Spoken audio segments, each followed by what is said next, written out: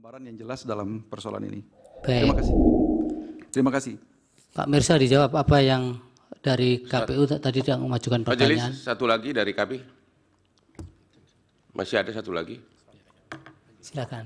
Ya, terima kasih. Biar sekaligus dijawab, nanti mohon izin. Kepada 5 saksi fakta. Tadi dari keterangan 5 saksi fakta, hampir semua menyatakan katanya dari call center, tidak mengalami dan tidak melihat sendiri. Ya, sebagai perbandingan, sebagai kuasa hukum saya ini menerima pengaduan ribuan ke Kopi Joni, tapi saya tidak mungkin jadi saksi karena saya hanya menerima pengaduan.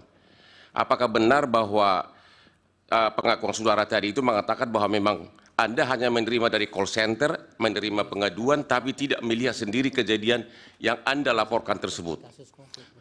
Yang kedua, kepada saudara Mirsa yang di sini datang rupanya dalam kapasitas sebagai LBH.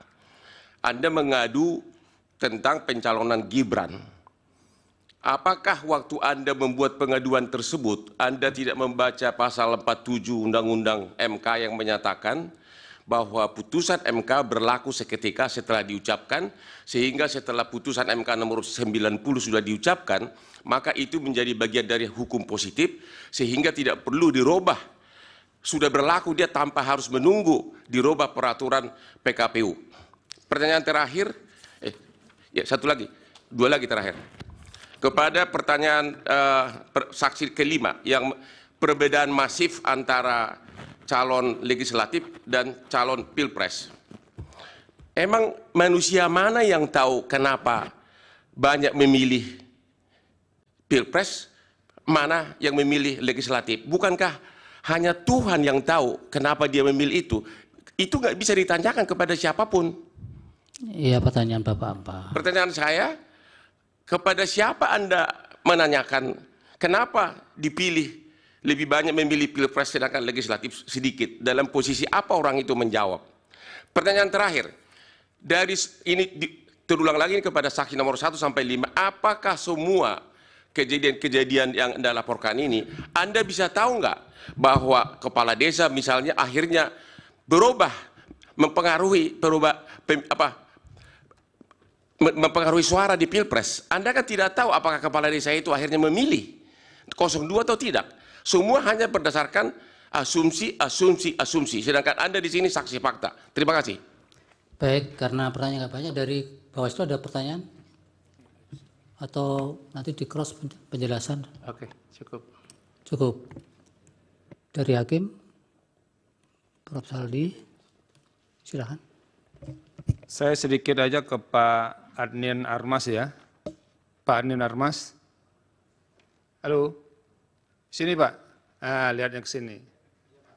Siap, Yang Mulia.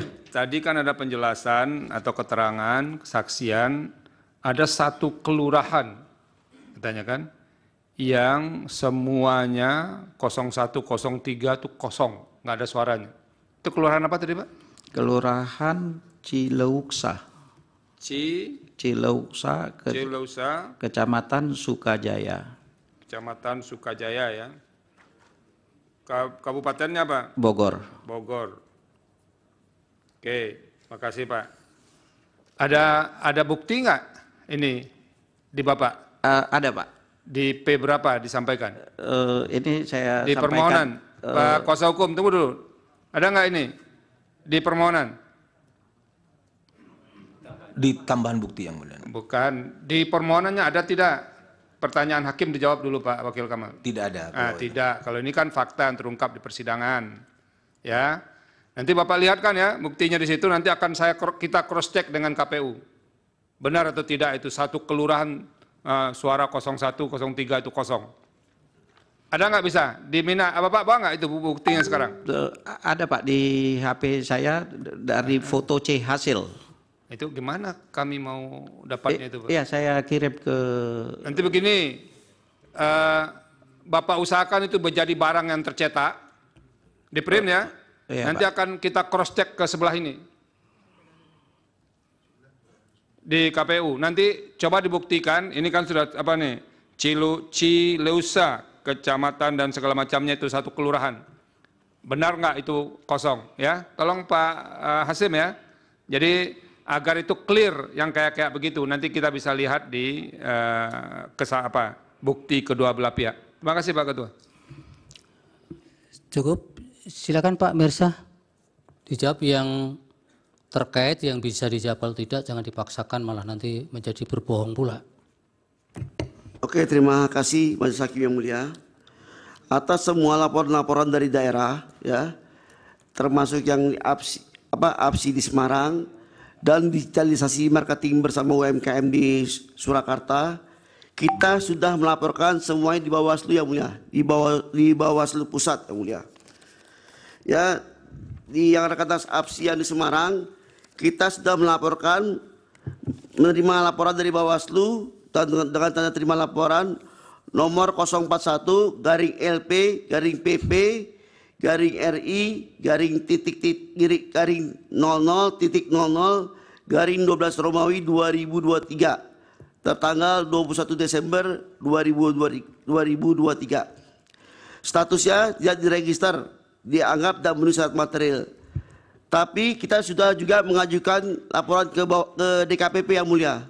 Sampai sekarang di DKPP belum diputus yang mulia.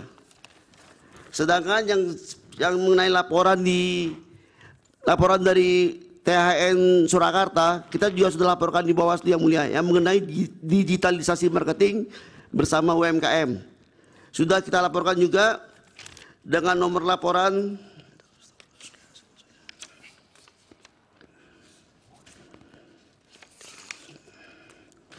dengan nomor laporan 081-LP-PP-00.00/2 tertanggal 6 Februari 2024. Sudah diklarifikasi tidak memenuhi unsur pelanggaran.